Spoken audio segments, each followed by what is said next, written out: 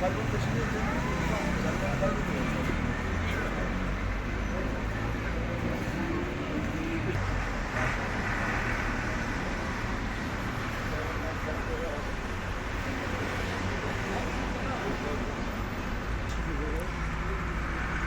Kablolarına falan tırmanmıştır ya. Buraya güvercin koyuyor ya, güvercini yemek için çıkmış. Şimdi zaten bir tane güvercin varsa hasta gidiyor.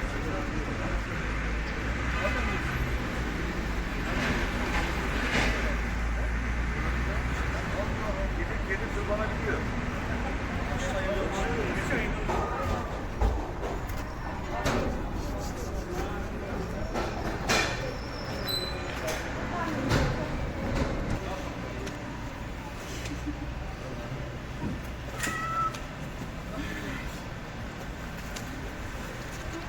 Suratına dikkat et.